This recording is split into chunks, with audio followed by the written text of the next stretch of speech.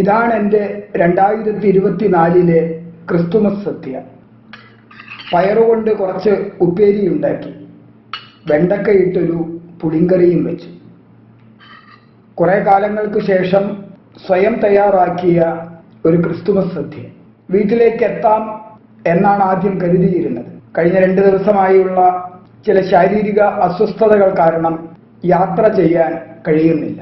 അങ്ങനെ ഏകാന്തമായ എൻ്റെ താവളത്തിൽ ഞാൻ എനിക്ക് വേണ്ടി ഒരു ക്രിസ്തുമസ് സദ്യ ഒരുക്കി. ഏറ്റവും ഒടുവിൽ ക്രിസ്തുമസ് ആഘോഷിക്കാൻ വീട്ടിൽ ഒത്തുകൂടിയത് 2021 കുടുംബസമേതം ക്രിസ്തുമസ് ആഘോഷം കഴിഞ്ഞ് ഞാൻ പാലക്കാട്ടേക്കുള്ള യാത്രയിൽ ഇരിങ്ങാലക്കുടയ്ക്കടുത്ത ഊരകത്ത് വെച്ച് എൻ്റെ വാഹനത്തിൽ മറ്റൊരു വാഹനം വന്ന് ഇടിച്ചു തെറിപ്പിക്കുകയും ഓടിക്കൂടിയവർ എൻ്റെ ജീവൻ പോയി എന്ന ധാരണയിൽ ഇനി നമ്മൾ എടുക്കാൻ നിൽക്കേണ്ട, പോലീസ് വരട്ടെ, എന്തായാലും തീർന്നു പുറത്തു പറയുന്നത് തകർന്ന കാറിനുള്ളിലിരുന്ന് ഞാൻ കേൾക്കുകയുണ്ടായി. ഞാൻ എൻ്റെ ശക്തി വീണ്ടെടുത്ത് കാറിന്റെ ഗ്ലാസിൽ ഒന്ന് ഇടിച്ച് ശബ്ദമുണ്ടാക്കി. ഉടനെ വാതിൽ വെട്ടിപ്പൊളിച്ച് എന്നെ തൊട്ടടുത്തുള്ള സ്വകാര്യ ആശുപത്രിയിലും പിന്നീട് തൃശ്ശൂരിലെ ജൂബിലി മിഷൻ ഹോസ്പിറ്റലിലും എത്തിക്കുകയായിരുന്നു. പിന്നീട് 22 23 ക്രിസ്തുമസ് ആഘോഷത്തിന് ഞാൻ വീട്ടിലുണ്ടായിരുന്നു. ആ 2021 ക്രിസ്തുമസിന് ശേഷം ഏറ്റവും അടുത്ത സൗഹൃദ വലയത്തിൽ നിന്ന് നിരവധി പേർ ഭൂമിയോട് വിട പറഞ്ഞു. ജന്മഗ്രാമത്തിൽ വല്ലക്കുന്നിലും കല്ലേറ്റുംകരയിലും താഴേക്കാടും പുല്ലൂരും മുരിയാടും പാറേക്കാട്ടുകരയും വേളൂക്കരയും ഒക്കെയായി അകാല മരണം സംഭവിച്ചത് ഒരുപാട് നല്ല സുഹൃത്തുക്കൾക്കായിരുന്നു. അതിലേറ്റവും അടുത്ത സഹപാഠികള്, സഹോദരര് വേർപെട്ടു പോകുമ്പോൾ എങ്ങനെയാണ് ക്രിസ്തുമസ് ആഘോഷിക്കാൻ കഴിയുന്നത്? കഴിയണം, അതാണ് ശരി. മരണത്തെക്കുറിച്ച് ദുഃഖിക്കാൻ പാടില്ല, മരണത്തെക്കുറിച്ച് പരിതപിക്കാൻ പാടില്ല എന്നൊക്കെ നമുക്ക് താത്വികമായ അവലോകനങ്ങളൊക്കെ നടത്താൻ കഴിയും. മരണം ആത്മാവിന്റെ മോക്ഷമാണ്, ആത്മാവ് ഒരു വാഹനം ഉപേക്ഷിച്ചു പോകുന്നതാണ്, പരബ്രഹ്മത്തിൽ ലയിക്കുന്നതാണ്. അങ്ങനെ ഒരുപാട് താത്വിക വിചാരങ്ങൾ മരണത്തെക്കുറിച്ച് പലപ്പോഴായി പറഞ്ഞിട്ടുള്ള വ്യക്തി തന്നെയാണ് ഞാൻ. പക്ഷേ ഒരു സത്യം അംഗീകരിക്കാതെ നിർവാഹമില്ല. എല്ലാ മരണങ്ങളും വേർപാടുകളാണ്, എല്ലാ വേർപാടുകളും വേദനകളാണ്. അത് നമുക്ക് പ്രിയപ്പെട്ടവരുടേതാണെങ്കിൽ തീർച്ചയായും അത് നമ്മിൽ വല്ലാത്തൊരു വേദനയുണ്ടാക്കും, ഉള്ളു പറിച്ചെടുക്കുന്ന ഒരു അനുഭവം ഉണ്ടാക്കും. ഇന്ന് ഈ പയറുപ്പേരിയും വെണ്ടക്കാപ്പുളിയുമായി ഈ ക്രിസ്തുമസ് സദ്യക്ക് മുൻപിൽ ഇരിക്കുമ്പോൾ എനിക്ക് ചുറ്റും ഞാൻ ഒരുപാട് പേരെ കാണുന്നു. വിഭ്രമാത്മകമായ എൻ്റെ ചിന്തകളിലായിരിക്കാം ഞാൻ അവരെയൊക്കെ കാണുന്നത്. 2023 ക്രിസ്തുമസ് ആഘോഷിച്ചപ്പോൾ അവരെല്ലാവരും കരുതിയിട്ടുണ്ടായിരിക്കും 2024 ക്രിസ്തുമസ് ഇതിനേക്കാൾ ഗംഭീരമായി ആഘോഷിക്കാമെന്ന്. എല്ലാവരും പ്രതീക്ഷയോടെയാണല്ലോ ജീവിക്കുന്നത്. അവരുടെ കുടുംബങ്ങളിലും അവരുടെ ബന്ധുമിത്രാദികളിലും വലിയ വേദന സമ്മാനിച്ചുകൊണ്ടാണ് അവരുടെ ഭൗതിക ദേഹങ്ങൾ ഇവിടെ നിന്ന് യാത്രയായത്. വേർപെട്ടവരെ എല്ലാം സ്മരിക്കാൻ ഒരുപാട് സമയം വേണ്ടിവരും. പിതൃ സഹോദരപുത്രനായ പ്രിയപ്പെട്ട പോളേട്ടൻ, തൊടുപറമ്പിൽ കൊച്ചുവർക്കി മകൻ പോളേട്ടൻ, ഒരുപക്ഷെ തൊടുപറമ്പിൽ തറവാട്ടിലോ വല്ലക്കുന്നിലോ അല്ല ജനിച്ചിരുന്നത് എങ്കിൽ മലയാളത്തിൽ ഏറ്റവും നല്ല ഹാസ്യ നടനാകാനുള്ള ഭാവ അഭിനയമുണ്ടായിരുന്ന ഒരു നടൻ കൂടിയായിരുന്നു പോളേട്ടൻ. വർഷങ്ങൾക്ക് മുൻപ് എൻ്റെ ഗ്രാമത്തിലെ സാമൂഹ്യ സംഘടന നടത്തിയ നാടകത്തിൽ ഒരു നല്ല ഹാസ്യ നടന്റെ വേഷം അദ്ദേഹം അവതരിപ്പിച്ചത് ഇന്നും ഞാൻ ഓർക്കുകയാണ്. ആ പോളേട്ടൻ ഈ ക്രിസ്തുമസ് ദിനത്തിൽ ഞങ്ങളോടൊപ്പമില്ല. കഴിഞ്ഞ 3-4 മാസങ്ങൾക്ക് മുൻപ് അയൽവാസിയായ റോയിയുമൊത്ത് തൃശ്ശൂരിൽ നിന്നും കോഴിക്കോട് വരെ യാത്ര ചെയ്തു. ആ യാത്രാവേളയിൽ ഉടനീളം തന്റെ സ്വപ്നങ്ങളെക്കുറിച്ചും തന്റെ പദ്ധതികളെക്കുറിച്ചും അദ്ദേഹം വാദോരാതെ സംസാരിച്ചിരുന്നു. ആ റോയിയും കൊമ്പാറക്കാരൻ ചാക്കോ മാസ്റ്ററുടെ മകൻ റോയി ഇതായി അടുത്ത ദിവസം യാത്രയായി. നാട്ടിൽ ധനാഢ്യനായി തീർന്ന ബൈജു പള്ളിപ്പാട്ട് കുറഞ്ഞ വിലയ്ക്ക് പാടങ്ങളൊക്കെ വാങ്ങി നികത്തി വീടുകൾ പണിതു കൊടുക്കുന്ന ഒരു തൊഴിൽ. പക്ഷേ സമ്പാദ്യങ്ങൾ അത്രയും ഇവിടെ ഉപേക്ഷിച്ച് ബൈജു 42 മറ്റോ വയസ്സേ ആയിട്ടുള്ളൂ. ഇതായി അടുത്ത ദിവസം കടന്നുപോയി. വല്ലക്കുന്നിലെ തണ്ടേക്കൽ തോമസ് ചേട്ടന്റെ വേർപാട് ഓർമ്മിക്കാതിരിക്കാനാവില്ല.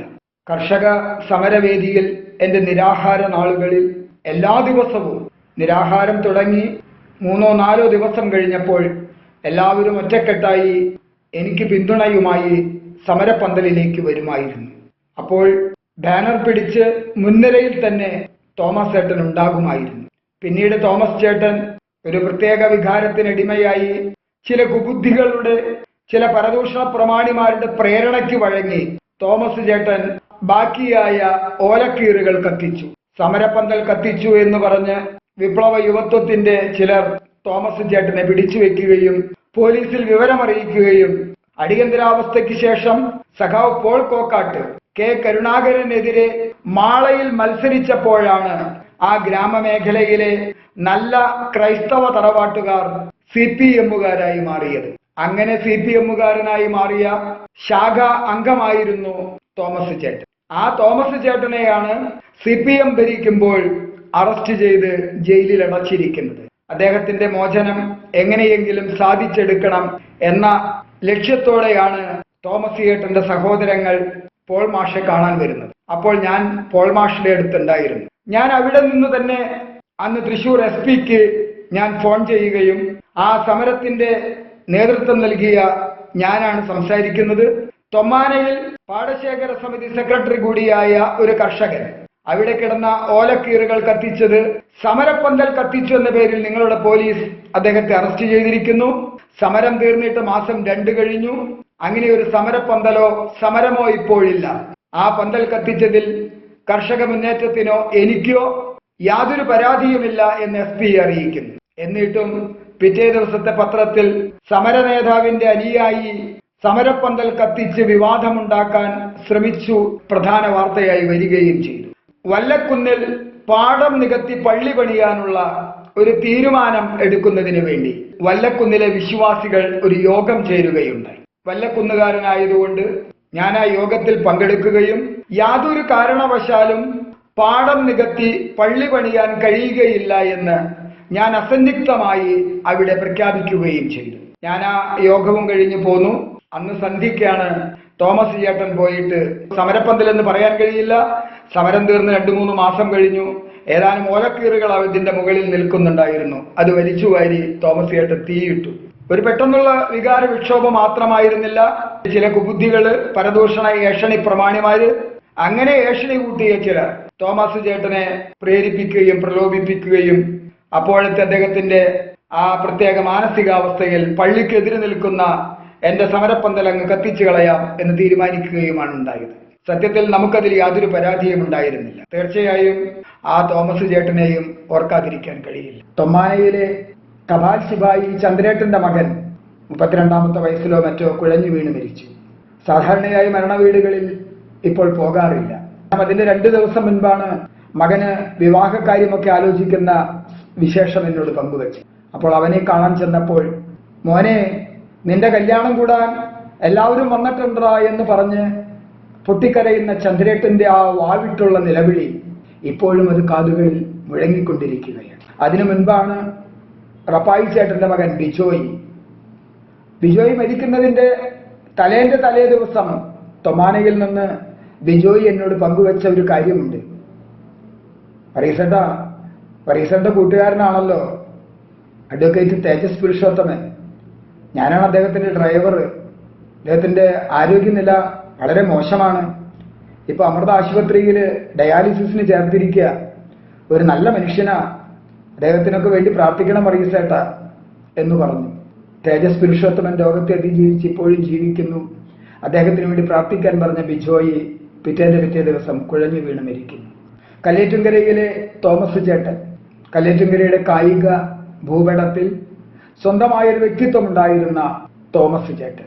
ഇനിയും ഓർക്കാനാണെങ്കിൽ അമ്മയെപ്പോലെ തന്നെ ഞാൻ സ്നേഹിച്ചിരുന്ന എന്റെ ഗ്രാമത്തിലെ ചില വല്യമ്മമാര്, അവരുടെയൊന്നും പേരുകൾ ഓർമ്മയില്ല. നെരേപ്പറമ്പന്റെ പൈലഞ്ചേട്ടന്റെ ചേർത്തിയാര്, കൊച്ചുവെപ്പഞ്ചാന്റെ ചേർത്തിയാര് എന്നൊക്കെയാണ് അവരുടെ ഭർത്താക്കന്മാരുടെ പേരിലെ ചേർത്തിയാർമാരും വല്യമ്മമാരും ഒക്കെ ആയിരുന്നത്. അവരൊക്കെ ബാല്യകൗമാരങ്ങളിൽ മാതൃതുല്യമായ സ്നേഹം നൽകിയവരായിരുന്നു. പിന്നെയും ഒരുപാട് പേരെ ഓർക്കേണ്ടതുണ്ട്. തൊട്ട് അയൽപ്പക്കത്തെ രമണി ചേച്ചിയുടെ വേർപാട്.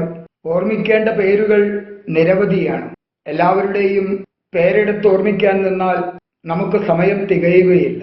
ജന്മഗ്രാമത്തിലും പരിസര പ്രദേശങ്ങളിലും മാത്രമല്ല, കേരളത്തിലുടനീളമുള്ള വലിയ സുഹൃത്ത് വലയത്തിനിടയിൽ ഒരുപാട് പേര് ഈ ഒരു വർഷത്തിനിടയിൽ നഷ്ടപ്പെടുകയുണ്ടായി. വല്ലാതെ അസ്വസ്ഥതയുണർത്തുന്ന നിരവധി അപകട മരണങ്ങളും ജന്മഗ്രാമത്തിലും പരിസരങ്ങളിലുമായി ഒരുപാട് ചെറുപ്പക്കാരുടെ ജീവൻ അപഹരിച്ചു. വല്ലക്കുന്നിലെ ആശുപത്രിയുടെ മുൻപിൽ അലക്ഷ്യമായ വാഹനം ഓടിച്ചതിന്റെ ഫലമായി ഒരു സ്ത്രീയുടെ ശരീരത്തിലൂടെ ഒരു വണ്ടി കയറിയിറങ്ങിയ വാർത്ത, അതിന്റെ ദൃശ്യങ്ങൾ സമൂഹ മാധ്യമങ്ങളിൽ കണ്ടത് ഇപ്പോഴും വല്ലാതെ അസ്വസ്ഥമാക്കുന്നു. അവിടെ ഏതാനും ദിവസം കഴിഞ്ഞപ്പോൾ ആ സ്ത്രീക്ക് ദാരുണാന്ത്യം സംഭവിച്ച സ്ഥലത്ത് മറ്റൊരു കുടുംബത്തിന്റെ ഏക പ്രതീക്ഷയായ ഒരു ചെറുപ്പക്കാരൻ മോട്ടോർ സൈക്കിളിൽ വീണ് മരിച്ചു കിടക്കും. മനസ്സിനെ വല്ലാതെ പിടിച്ചുലച്ച അപകടമായിരുന്നു ഈ അടുത്ത ദിവസം പാലക്കാട് പനയമ്പാടത്തുണ്ടായത്. ചിരിച്ചു കളിച്ച് കുസൃതികൾ പറഞ്ഞ് റോഡിലൂടെ നടന്നിരുന്ന 4 പെൺകുട്ടികളെ ഒരു ലോറി കോരിയെടുത്ത് മരണത്തിന്റെ ഭീകരതയിലേക്ക് തള്ളിയിട്ടു. ആ കുഞ്ഞുങ്ങളുടെ അവരുടെ വേർപാട്, ആ മാതാപിതാക്കൾക്കുണ്ടായ ഒരിക്കലും നികത്താനാവാത്ത അവരുടെ നഷ്ടവും ആരോർക്കാൻ നമ്മളെല്ലാം കഥകളായി കേട്ട് മറക്കാൻ ശീലിച്ചിരിക്കുന്നു. ഈ ക്രിസ്തുമസ് ദിനത്തിൽ ആ 4 പെൺകുട്ടികൾ എന്റെ മുൻപിൽ ചിരിച്ചു നിൽക്കുന്നു. ഭരണകൂടങ്ങളുടെ തോന്നിയാസം, ഉദ്യോഗസ്ഥ കെടുകാര്യസ്ഥതയുടെ രക്തസാക്ഷികളായി അവർ കുറെ കാലം നമ്മെ അസ്വസ്ഥരാക്കിക്കൊണ്ടേയിരിക്കും. അങ്ങനെ നമുക്ക് ചുറ്റും മരണം യാതൊരു രംഗബോധവുമില്ലാത്ത ഒരു ഭീകര രൂപമായി നൃത്തമാടുമ്പോൾ ദൈവത്തിന്റെ ജന്മദിനമായാലും അതെങ്ങനെ ആഘോഷിക്കാൻ കഴിയും? മരണങ്ങളെല്ലാം ദൈവവിധികളാണെന്ന് പഠിപ്പിച്ച, നിങ്ങളുടെ കഷ്ടതകളെല്ലാം ദൈവത്തിന്റെ നിശ്ചയങ്ങളാണെന്ന് പഠിപ്പിച്ച് മനുഷ്യനെ കാലാകാലങ്ങളായി പറ്റിക്കുന്ന മതപൗരോഹിത്യത്തിനും മതപ്രാമാണ്യത്വത്തിനും മാത്രമേ ഇത്തരത്തിലുള്ള ആഘോഷങ്ങളുടെ പേരിൽ ഊറ്റം കൊള്ളുവാൻ സാധിക്കുകയുള്ളൂ. ഞാൻ പലപ്പോഴും ആലോചിച്ചു പോകാറുണ്ട്, യേശു ഒരു സത്യമായിരുന്നുവെങ്കിൽ ഈ കോമാളിത്തരങ്ങളൊക്കെ കണ്ടിട്ടും എന്തുകൊണ്ട് ക്രിസ്തു വീണ്ടും അവതരിക്കുന്നില്ല? 13ാമത്തെ വയസ്സിൽ ജെറൂസലേം ദേവാലയത്തിൽ ഇരുന്ന് പണ്ഡിതരോട് തർക്കിച്ച ക്രിസ്തു പിന്നീട് എന്റെ ആലയം അശുദ്ധമാക്കി ഞാനിത് ശുദ്ധീകരിക്കുകയാണ് എന്ന് പറഞ്ഞ് ചാട്ടയേന്തിയ ക്രിസ്തു ഒടുവിൽ ശിഷ്യരോട് നിങ്ങളുടെ വസ്ത്രങ്ങൾ വിറ്റ് വാളു വാങ്ങണം എന്ന് പറഞ്ഞ ക്രിസ്തു എന്തുകൊണ്ട് പുനർജനിക്കുന്നില്ല? അദ്ദേഹം പുനർജനിക്കട്ടെ എന്നാണ് അദ്ദേഹത്തിന്റെ ജന്മദിനമായി ആഘോഷിക്കുന്ന ഈ ദിനത്തിൽ എനിക്ക് ചിന്തിക്കുവാനുള്ളത്.